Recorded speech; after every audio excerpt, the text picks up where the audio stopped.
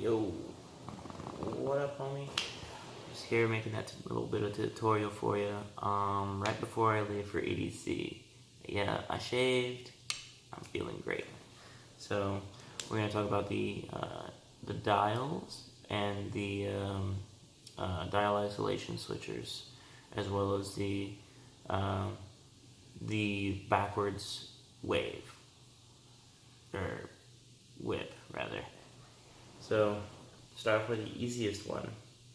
Is that it would probably be the dials. So, put your fingers out in front of you. You take your center fingers on each hand and lay them on top of each other, on the index and the pinky fingers.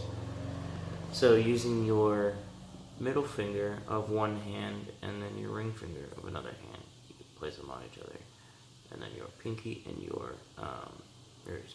ring finger and your middle finger opposite go on top of those two. And then you can do like switch between them, stack them, unstack them, swap, and like hit them in the middle and shit. Do all this other nasty stuff, whatever you decide to do, doesn't matter. Okay, so that's really simple. It's not that hard. You just gotta really practice like these stretches right here will stretch the tendons enough to where they aren't strained trying to get anywhere further than here.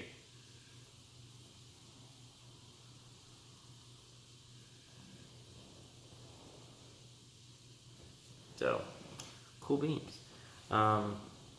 Next, we're going to talk about the dial wave. So, you put your hands out in front of you, and all of the ones that you start with are on top. You have to go over, over, over, over, and then back. That's where the illusion is that just that simple movement as you come across that viewer's field. It's really simple, but it will end up being the most important part of that particular trick, is that the placement. It won't be like, because that looks cool and all, but like as a showmanship ideal is to show the entirety of the move while it's in motion. Easy peasy, lemon squeezy.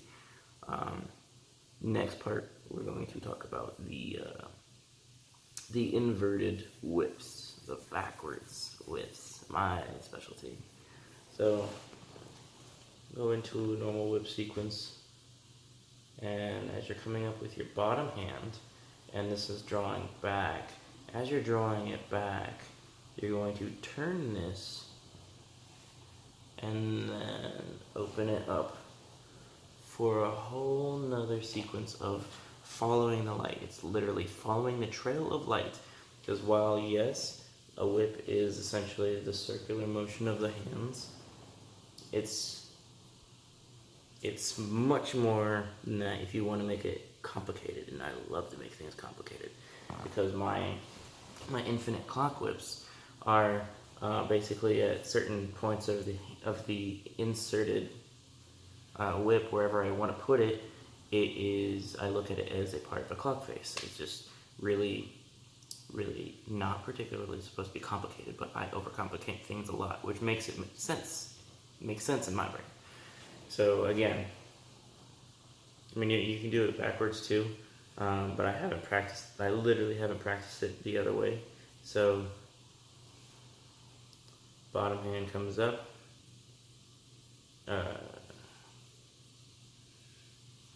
ooh, wow.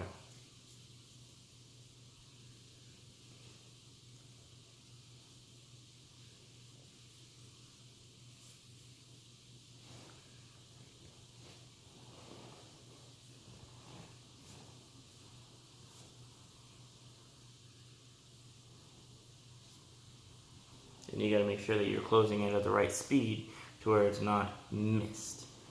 Because if you're just doing it, yeah, you catch it, but you don't really catch it. So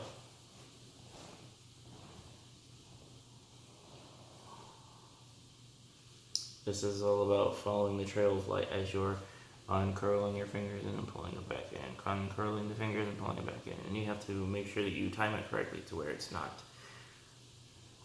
over accentuating the fact of what you're doing without being obvious, because it's not obvious. They won't catch it at first.